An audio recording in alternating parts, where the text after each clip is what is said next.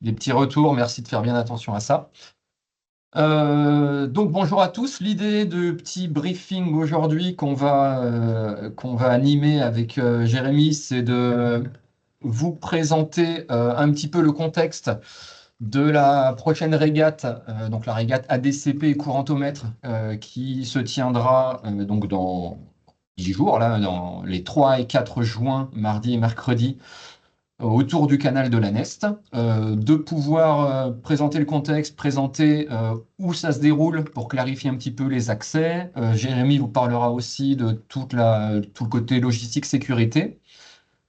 Et puis moi, alors je vois qu'il y a une transcription, en même temps que je parle, il y a le texte de ce que je dis qui s'affiche à côté, c'est assez déstabilisant, je vais l'enlever. Voilà. Moi, je vous parlerai un petit peu plus du parti protocole de mesure. Qu'est-ce qu'on va vous demander de faire? Qu'est-ce qu'il faudra faire un peu en particulier que vous n'avez pas forcément l'habitude de faire d'habitude? Et donc, quels sont les équipements particuliers que vous devez amener aussi en conséquence? Pour les questions, ce que je vous propose, c'est qu'on déroule toute la présentation. Normalement, on en a pour une demi-heure, une petite demi-heure. Vous gardez vos questions pour après et pour les questions, vous levez la main sous Teams ou vous l'écrivez dans la conversation. Et puis on prend les questions au fur et à mesure. Mais je pense que c'est plus simple si on déroule. Comme ça, il y aura peut-être les réponses qui viendront au fur et à mesure. Et après, on prend une série de questions. Jérémy, donc tu prends la main pour commencer. Est-ce que tu veux que tu partages directement tes présentations? Comme ça, tu fais passer comme tu veux les slides? Oui, c'est ça, je peux Allez, partager. Est-ce que vous m'entendez? Oui, très bien. très bien.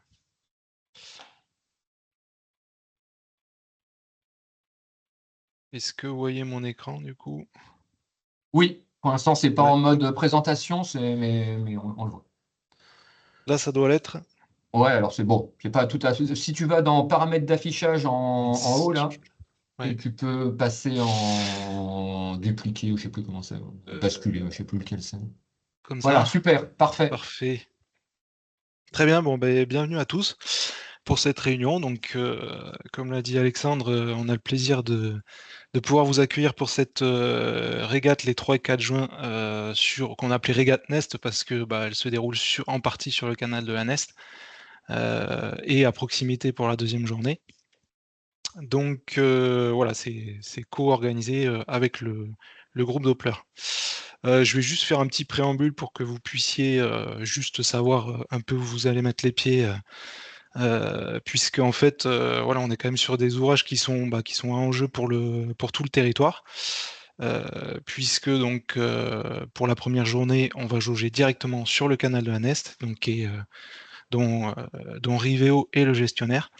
Et pour la deuxième journée, on sera sur ce qu'on appelle la rigole de la Louge, qui dépend du canal à l'est et qui est alimentée.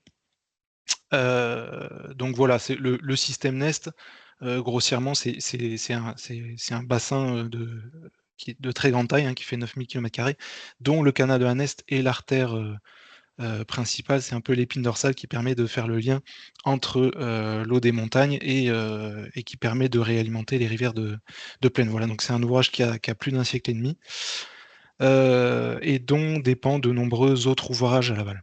Voilà. Il y aura une présentation qui vous sera faite le premier jour, un peu plus détaillée sur le système Nest. Et puis évidemment, vous pourrez poser toutes les questions que vous voulez au moment venu sur site. Je vais maintenant parler du programme général de l'événement. Après, Alexandre, il parlera plus précisément du programme des mesures. Donc ça se déroule en 2 journées sur 2 sites différents. La première journée du mardi 3 juin, donc les mesures sont à la DCP. On est sur le canal de la Neste, dans un petit village qui s'appelle Esch. Voilà, le déroulé de la journée. On a un accueil qui se fait dès 8 h. Je vous ai mis les adresses précises, hein, pour chaque point de rendez-vous dans les slides suivantes. Donc il se fait à la salle des fêtes de Esch, où on vous accueillera avec du café et des viennoiseries. Et puis on fera aussi le briefing en salle pour voilà, juste rappeler un peu les détails, consignes de sécurité. Voilà. Les premières mesures, donc, elles sont prévues à 9 h 30. donc ça laisse quand même un petit peu de temps, le temps de s'installer. Il y aura déjà du matériel en place, hein, donc normalement l'installation de chaque équipe sera assez rapide. Mais voilà, il faudra quand même bien veiller à respecter les horaires pour que les mesures prennent pas trop de retard. La première journée, tout se fait au même endroit, donc à midi, on aura un repas, qui est offert par Rivéo, également à la salle des fêtes de Esch.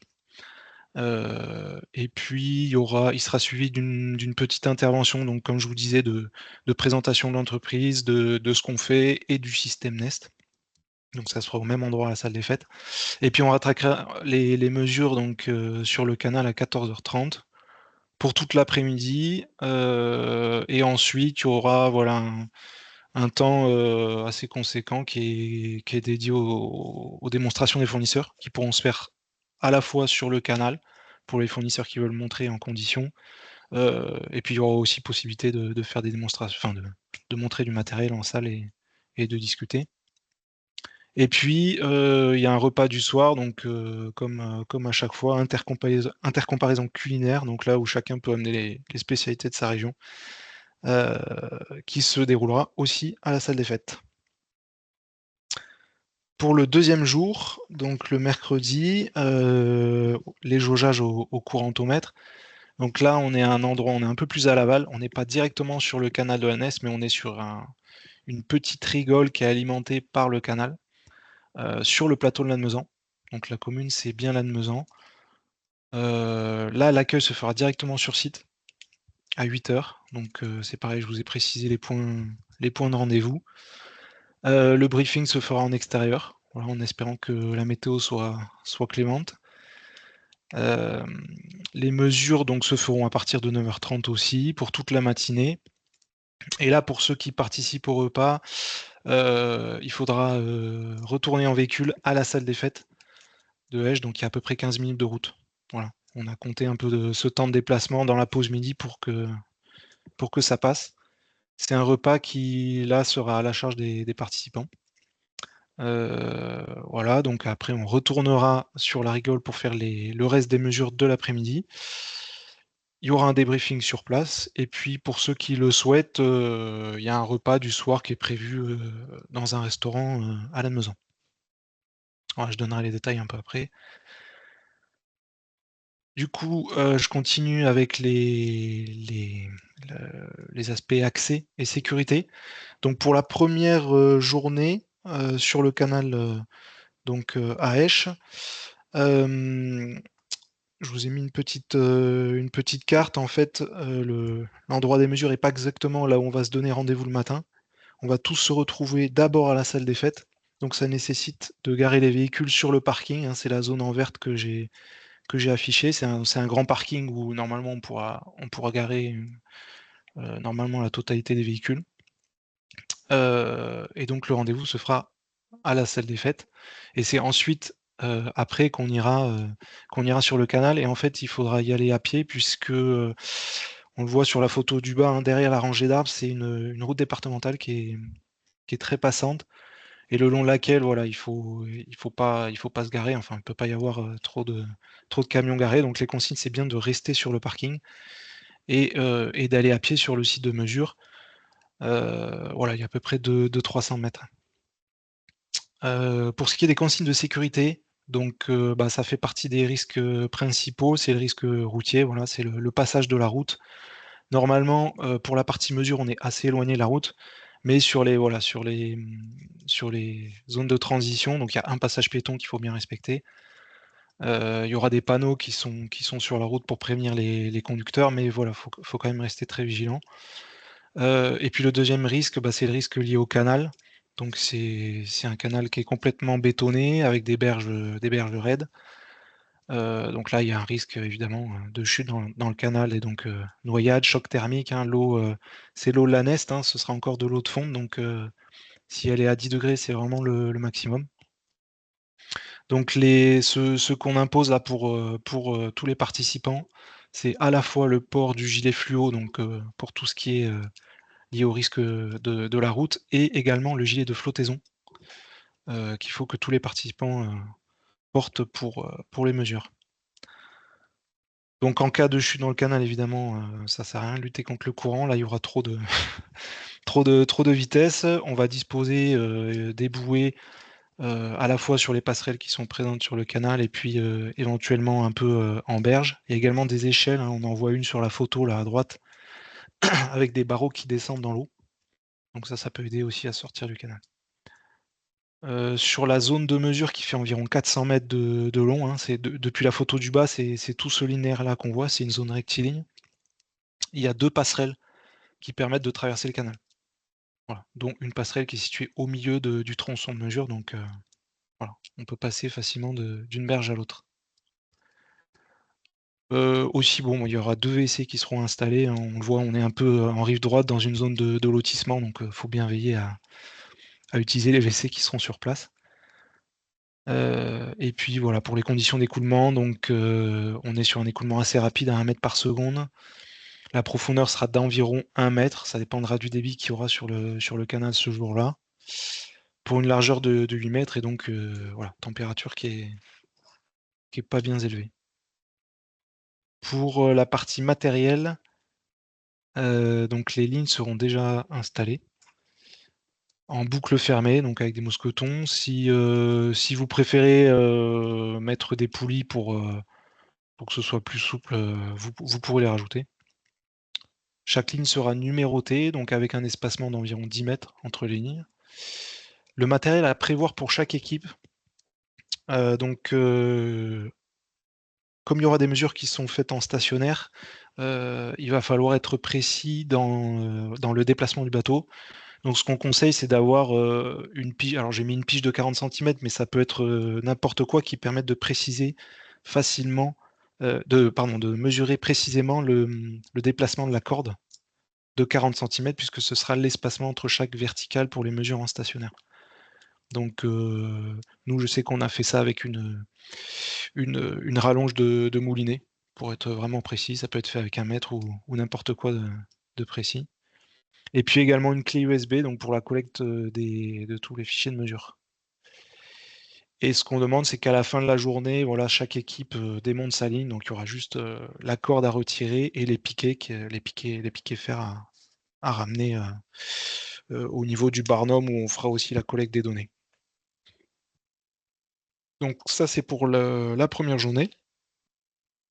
Pour la deuxième journée, donc c'est un site qui se trouve à peu près un quart d'heure du premier, qui est sur la commune de Lannemezan. Donc là, l'accueil se fera directement sur le site de mesure, au niveau de la prise de la Louge. Donc c'est ce que j'ai entouré en rouge en haut à droite là sur la carte. L'accès est un petit peu plus isolé en fait. On arrive par une route et puis on prend la piste, enfin on prend une piste que j'ai matérialisée avec une flèche jaune là. Il faut passer sous un tunnel qui est le tunnel de l'autoroute. Et après, il faudra stationner les véhicules sur la droite, sur la zone en verte qui est en fait une bordure de piste qu'on aura préparée pour que tous les fourgons puissent se garer. Et ensuite, il y aura, enfin voilà, l'accès final se fera à pied jusqu'à la zone d'accueil et de briefing. Donc là, il y a à peu près 200 mètres à pied aussi. Là, le risque principal, évidemment, les conditions d'écoulement, c'est il y a beaucoup moins de débit et de profondeur. C'est principalement la chute de hauteur depuis les berges, il y a à peu près 2 mètres. C'est des berges qui sont assez raides. Donc là, les équipements, il faudra les waders, hein, ça passe pas en botte.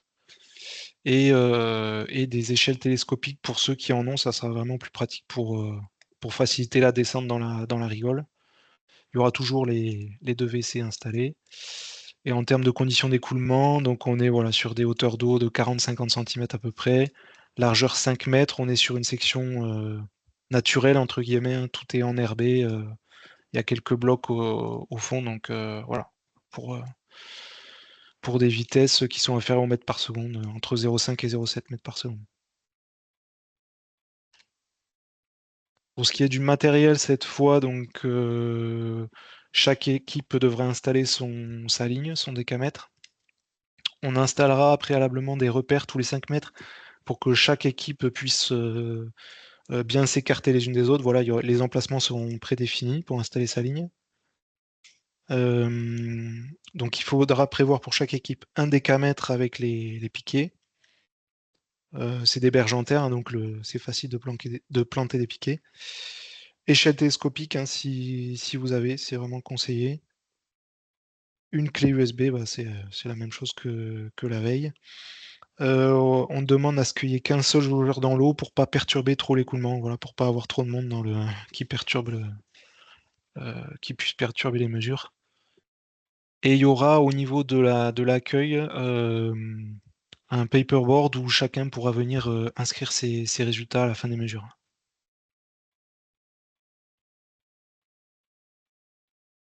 Pour les repas, donc comme je l'ai dit, donc il y a les deux repas de midi sur les 2 journées. Donc la première journée, c'est à la salle des fêtes, enfin, tout sera sur place.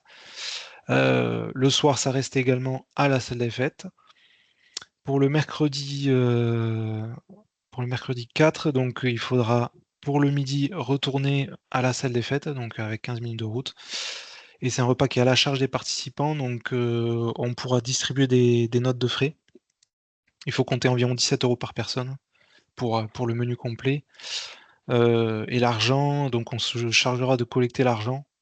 Voilà, faut juste penser à avoir un petit peu de monnaie pour pas qu'on ait trop de mal à faire la pointe à chaque fois. Et il y a également donc le repas du soir pour ceux qui restent le mercredi soir, qui est proposé au restaurant de la sortie 16, avec l'adresse et le point GPS là sur le lien. Donc là c'est pareil, c'est à la charge des participants. Là faut compter plus une trentaine d'euros par personne. Et c'est pareil, on se chargera de la collecte. Par contre, les notes de frais seront distribuées. On va envoyer les menus pour ce repas-là du mercredi soir, normalement lundi, pour que vous puissiez choisir à l'avance et comme ça qu'on communique au restaurant les menus.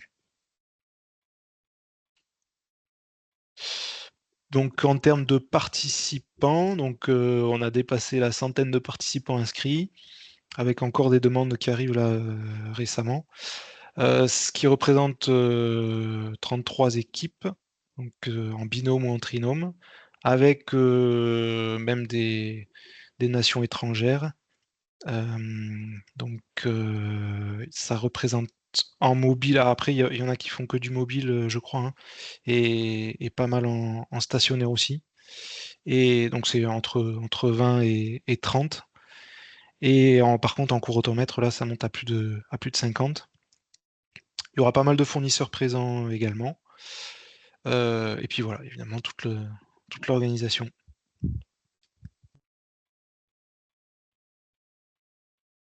Voilà, je sais pas si Alexandre, tu reprends la main du coup.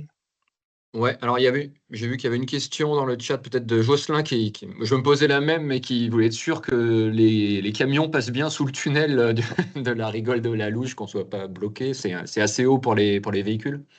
Il n'y a pas de souci, ouais, le tunnel fait 4 mètres de haut. Donc voilà, il n'y aura pas de souci pour passer les fourgons. Ok, super. Eh ben, écoute, je prends le relais. De toute façon, on a dit on garde les questions pour la suite. Donc, moi, je vais poursuivre hop, en vous parlant un peu plus de détails sur les mesures. C'est bon, mon écran? Ouais. Ok, super. Donc, sur le premier jour, vous l'avez bien compris, on va faire des mesures ADCP au niveau du canal de la Nesse. Et en fait, un des objectifs de cette journée pour la partie régate, c'est en fait de mieux estimer l'incertitude des mesures ADCP stationnaires.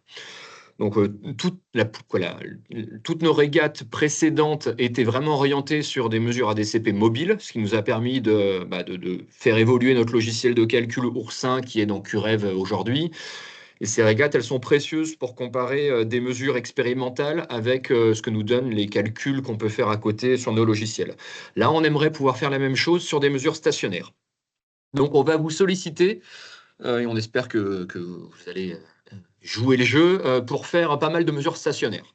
Donc, comment ça se passe? Le jour 1, donc voilà, à 8 heures, on a dit qu'on se retrouvait. C'est tôt, mais essayer d'être bien à l'heure pour qu'on ne perde pas trop de temps sur les installations.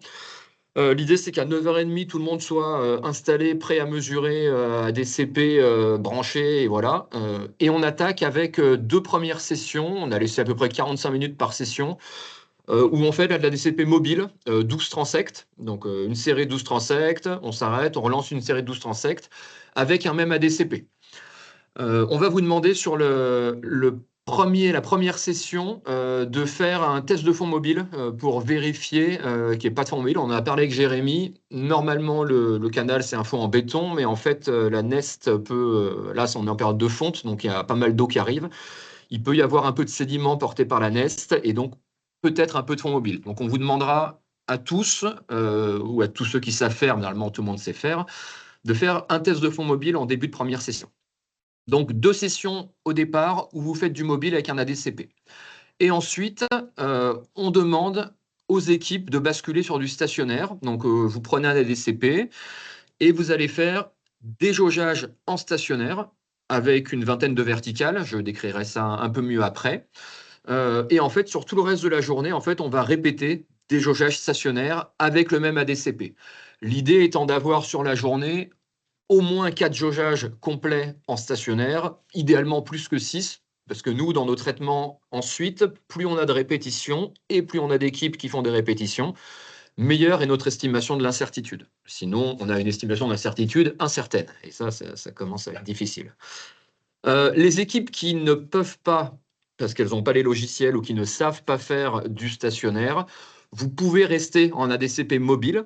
Et dans ce cas-là, vous pouvez tester différents appareils. L'idée, c'est que vous pouvez changer d'ADCP. Par contre, on veut avoir au moins un jaugeage à 12 transects valide par ADCP. Donc, si vous faites voilà, vos 12 transects valides, et ensuite, vous pouvez changer de type d'appareil et passer sur un autre appareil. Voilà. Donc, comme on vous dit, hein, l'idée, c'est vraiment d'essayer de faire un maximum de stationnaire. Si on n'a pas assez de répétitions en stationnaire, on n'arrivera pas aux validations qu'on veut. Donc, on espère qu'un maximum de participants seront prêts à faire des jaugeages stationnaires. Pour préciser un peu tout ça, Jérémy l'a dit, on a un canal trapézoïdal. Il a déjà dit tout ça. Avec un risque de fond mobile, donc on vous demandera de faire un test de fond mobile en début de session 1. Vous allez faire les déploiements depuis les drisses téléphériques installés, comme on l'a dit. Donc, on vous demande de ne pas déployer de bateaux radioguidés pendant les mesures. Il y aura après des démonstrations de fournisseurs avec des bateaux radioguidés, mais merci de ne pas déployer vos ADCP sur bateaux radioguidés. Et on vous demande, comme d'habitude, mais je vais dire comme d'habitude, on n'a pas toujours toutes ces conditions qui sont requises. Donc, je rappelle, mettez bien vos ADCP à l'heure, en heure TU, donc on sera en TU plus 2 en heure locale, donc pensez bien à basculer vos ADCP en heure temps universel, à vérifier correctement l'enfoncement du capteur.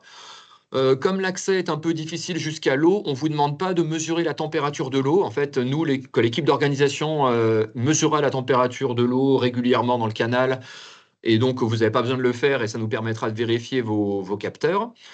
Un point qui sera très important, Jérémy l'a déjà dit, c'est de mesurer précisément les distances aux berges. Alors, Jérémy l'avait précisé pour le stationnaire, mais pour le mobile, ce sera aussi très important de bien vérifier vos distances aux berges. Comme on est sur un canal avec des berges lisses, forcément, il y a du débit qui passe dans les zones proches des berges. Donc pareil, apporter de quoi mesurer correctement ces distances aux berges, pige, mètre, distance mètre laser, et respecter bien 10 pings de berge stationnaire avec au moins 3 cellules de vitesse valide. Donc par rapport aux autres régates, c'est vraiment important d'être très propre sur ces positions de berge. Ensuite, c'est du classique, on vous demande de faire une vitesse de déplacement de bateau assez lente, homogène, plus lente que la vitesse de l'écoulement, un mode de mesure adapté si vous n'êtes pas en appareil à programmation automatique. Faites au début de chaque session un test de système de votre ADCP et on demande aux équipes qui déploient des ADCP avec des GPS de faire des calibrations de compas. Et puis un test de fond mobile, on a dit, en début de session 1 pour vérifier par tout le monde s'il y a ou non du fond mobile. Pour le ADCP stationnaire, on déploiera également depuis les drisses téléphériques. Donc pareil, pas de bateau radio-guidé. Même condition, revoyez bien l'heure de votre ADCP, vérifiez l'enfoncement, pareil pour la température. Et là, on vous demande de conduire une mesure stationnaire avec une verticale tous les 40 cm, comme Jérémy l'a précisé avant, ce qui fait un nombre de stations entre 16 et 20. Si vous n'êtes pas pile à 40 et que voilà, c'est pas grave, mais essayez de viser ces 40 cm entre les stations. Et surtout, mesurer précisément les positions des stations, comme on vous l'a dit, donc apporter, encore une fois, de quoi mesurer ces distances. On vous demande un temps d'acquisition qui est suivi par défaut des logiciels de 40 secondes par station, par position stationnaire.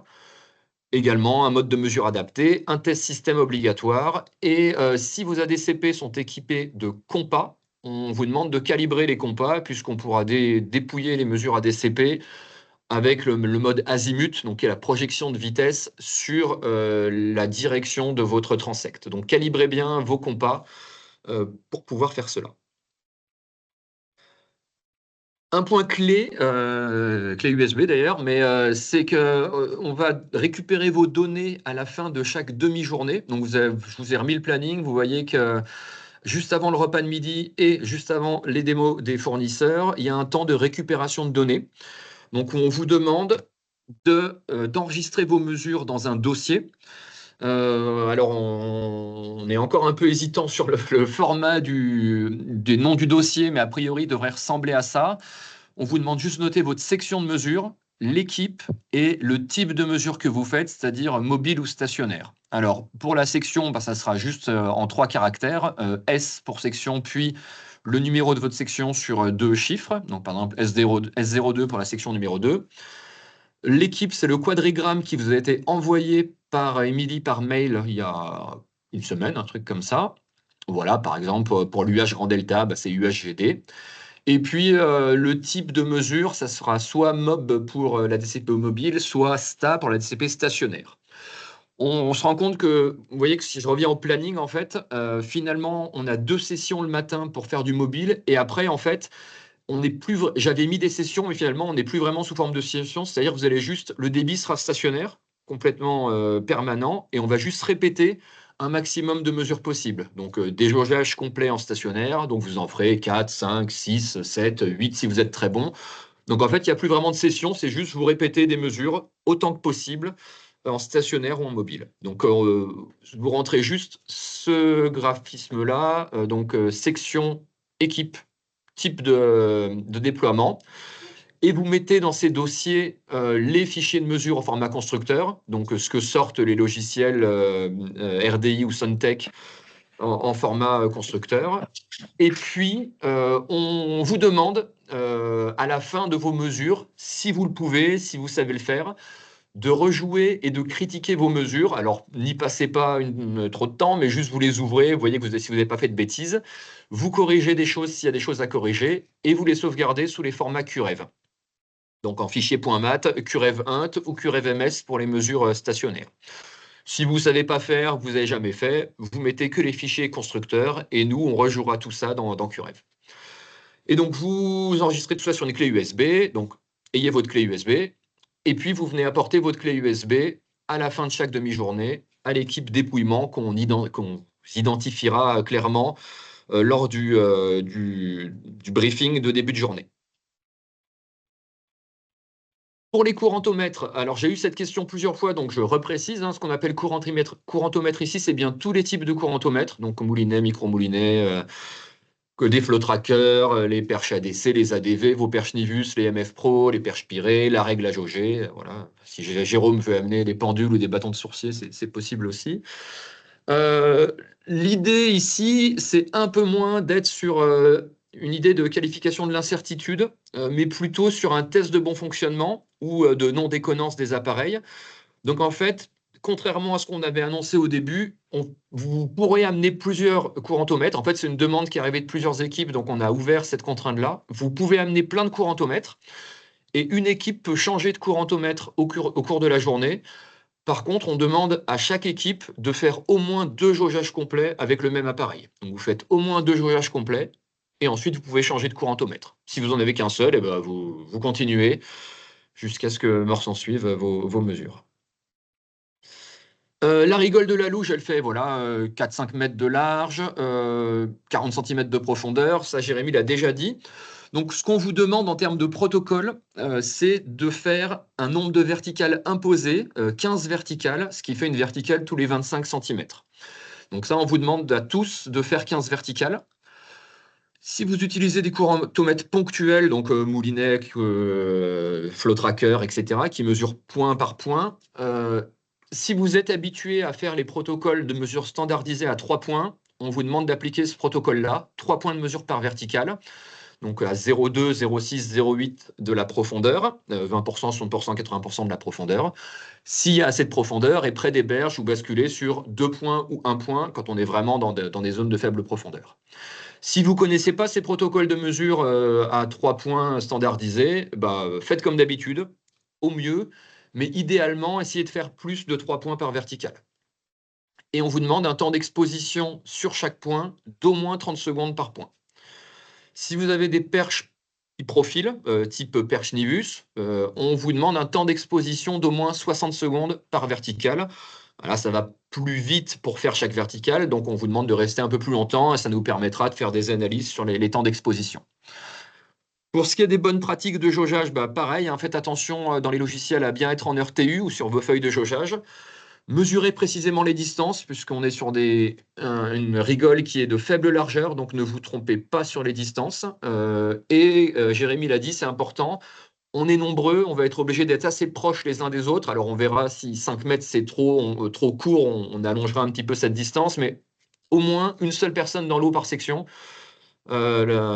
L'année dernière à 3, c'est vrai qu'on avait tendance à avoir plusieurs personnes juste pour voir, les gens venaient voir un peu ce qui se passait, qu'est-ce que donnaient les perches, et des fois il y avait 2-3 personnes dans la section et c'était trop intrusif, donc essayez vraiment de minimiser votre intrusion dans l'écoulement pour ne pas perturber à l'aval.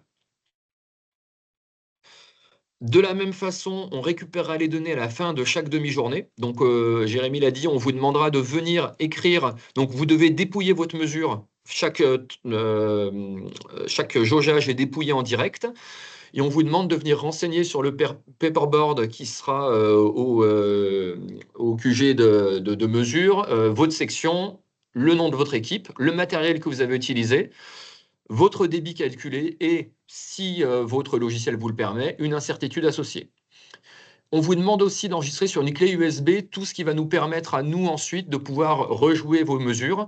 Donc, vous faites un dossier où vous aurez la section, votre équipe et l'appareil que vous êtes en train de déployer. Et dedans, vous nous mettez les fichiers de mesure format constructeur, si vous en avez. Hein. Si vous êtes sur un moulinet qui n'a pas d'acquisition, c'est que du papier, bah, vous ne mettez pas de fichier constructeur. Par contre, on vous demande aussi de pouvoir mettre le fichier de dépouillement, donc votre dépouillement barème, par exemple, que vous mettez, ou Jasmine.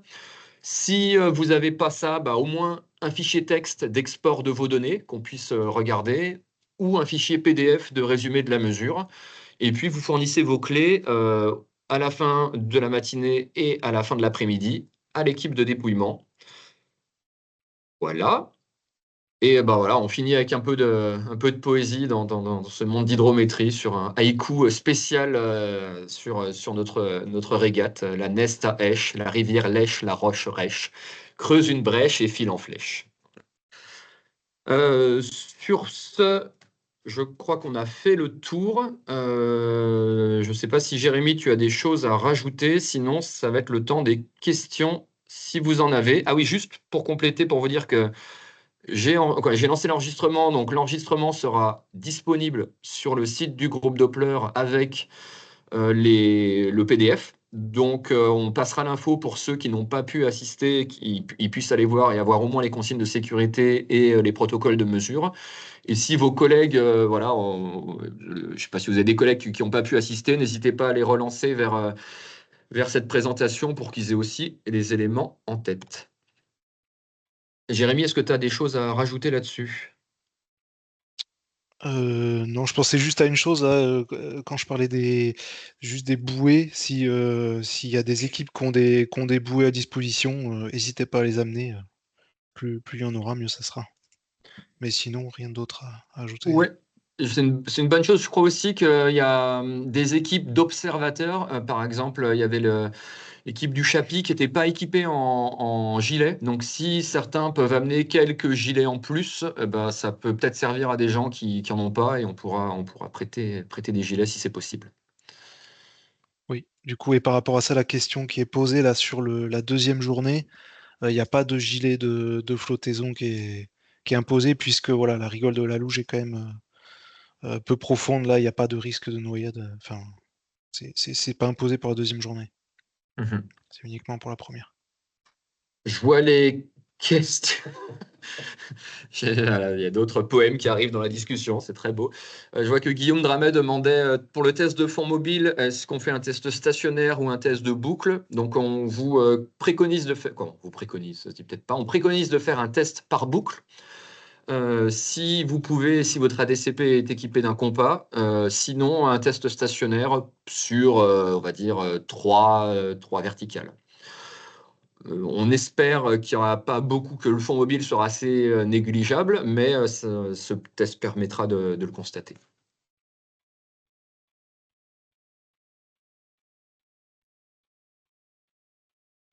D'autres. Question de Jérôme, tout début, Ah, une question de Jérôme au tout début. sur l'asile, du transact. Alors oui, pour les ADCP stationnaires, le tronçon qui a été choisi par Jérémy est parfaitement linéaire. Ouais, droit. Donc en fait, c'est pas la peine de mesurer. Alors si vous voulez le faire, vous pouvez mesurer l'azimut de votre transect. Ceux qui utilisent des ADCP Suntech devront renseigner un azimut de transect, puisque la méthode magnitude n'existe pas chez Suntech. Mais par contre, nous on fera aussi des mesures d'azimut, et à la fin, on homogénéisera les dépouillements en imposant un azimut identique à tous les participants, ce qui doit être le cas vu la disposition du canal. Donc, c'est pas obligatoire. Si vous voulez le faire, faites-le. Amenez votre boussole, mesurez votre transect, mesurez votre azimut et voilà, ça sera toujours ça.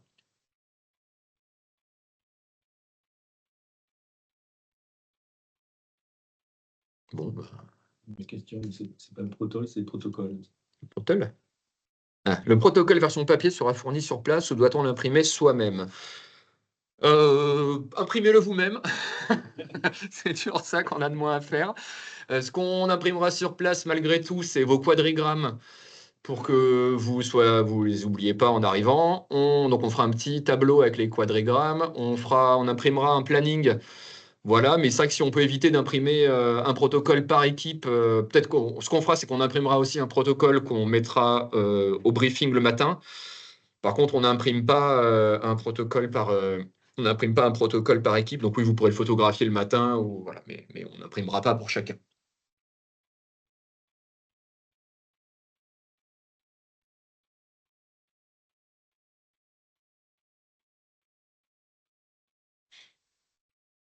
Juste une remarque aussi, plus d'ordre logistique. Pour ceux qui ont pris des logements sur la Vallée d'Or, enfin un peu en amont de Esch, pensez à faire attention au temps de trajet.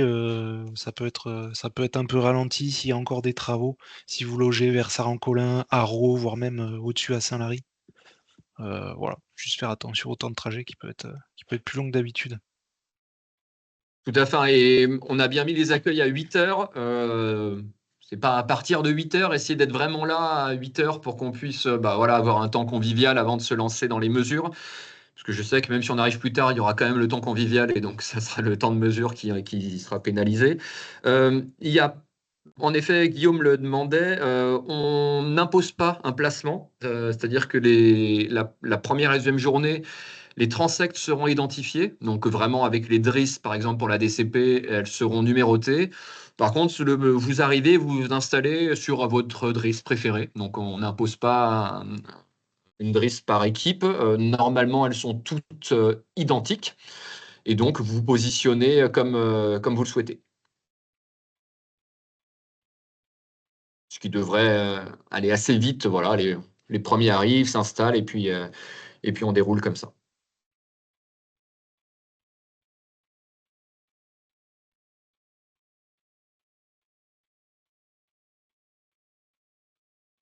Allez, si des questions vous viennent, c'est maintenant ou jamais.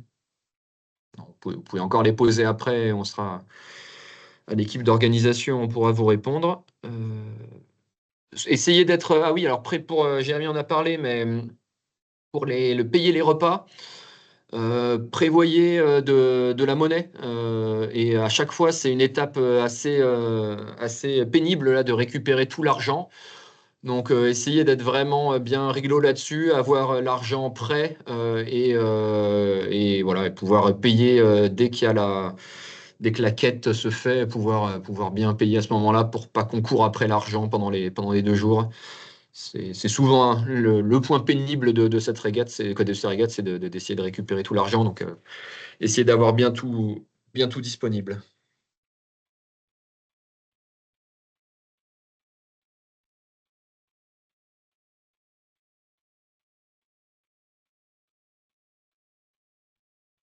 Et ben, si il y a une question, Maury, une question dans la salle, hein. Non, je me demandais pour les perches Nivus, si une configuration était imposée ou pas. Un paramétrage de l'appareil. Alors, ouais, on peut en parler pour les perches Nivus. A priori, on n'impose rien à part ces 60 secondes par verticale et le respect des critères trigger et données accumulées. C'est comme ça que ça s'appelle. Ouais. C'est-à-dire, on vous demande bien d'avoir les codes qualité qui soient bien en vert sur chaque verticale, sinon de répéter la verticale si le code qualité est pas atteint. Donc, au moins 60 secondes, même si vos codes qualité passent en vert avant, vous attendez bien 60 secondes. Voilà, et les critères qualité au vert. De même pour votre ADCP, normalement, Riveo a déjà fait quelques essais et les mesures stationnaires se passent bien sur le canal. Si malgré tout vous avez des verticales avec des données manquantes, on a dit 40 secondes, mais si vous avez beaucoup de données invalides, n'hésitez pas à allonger le temps de vos verticales, hein. L'idée, c'est de s'en sortir avec à peu près 30 ensembles valides sur chacune des stations. Donc, si vous voyez que ça ne se passe pas bien pour une raison ou une autre, allongez un peu le temps de vos verticales.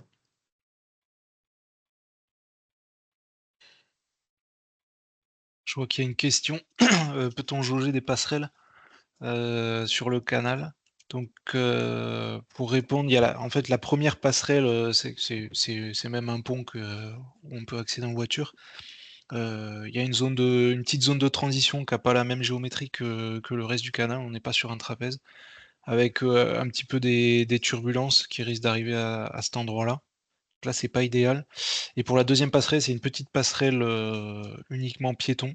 Donc là où il y a un jaugeage qui est possible. Par contre, je me pose la question de la précision du déplacement du bateau depuis la passerelle. Donc je sais pas si ça sera.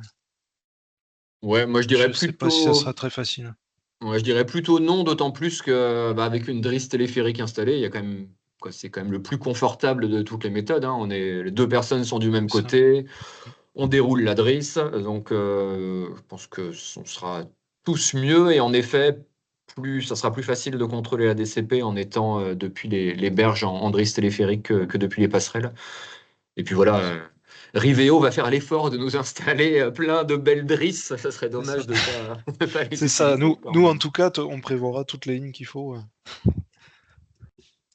Alors pour la calibration du compas, en effet, on n'en arrivera sûrement pas à la faire dans l'eau, parce qu'on ne pourra pas faire tourner les ADCP dans l'eau. Donc, on devra faire des calibrations de compas en bord de canal. Donc, essayer peut-être que ceux qui calibrent pas s'écartent un peu pour enlever les équipements, les PC pour pas que ce soit trop près.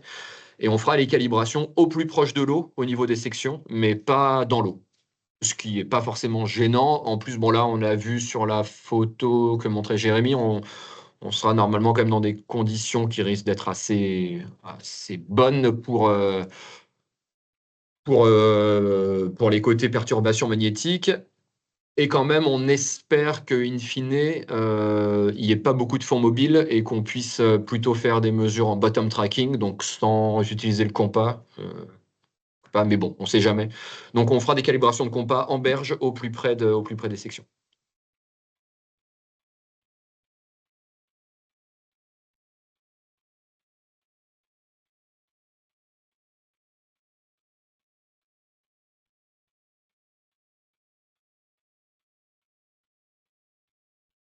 Ça se tarie un petit peu.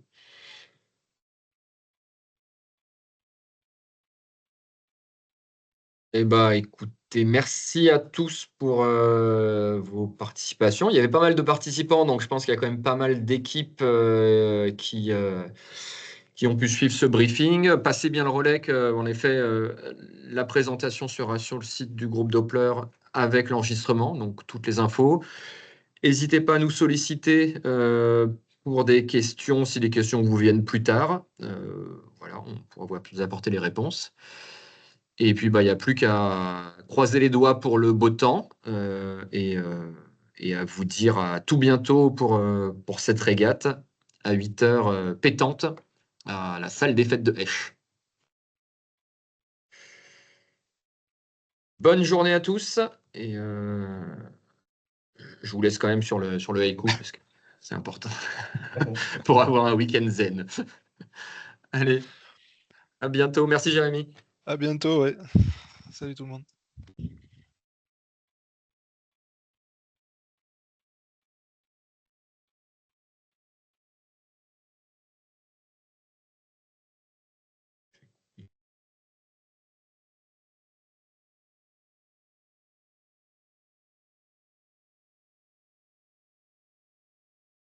Alex, il y a des points à voir pour l'organisation ou... Je pense pas trop, je sais pas. J'ai l'impression qu'on est plutôt bien calé là. Ok. D'ailleurs, tu enregistres toujours, hein, je crois. Ah oui, je vais arrêter l'enregistrement. Merci. Je sais pas comment faire. Arrête l'enregistrement. Voilà.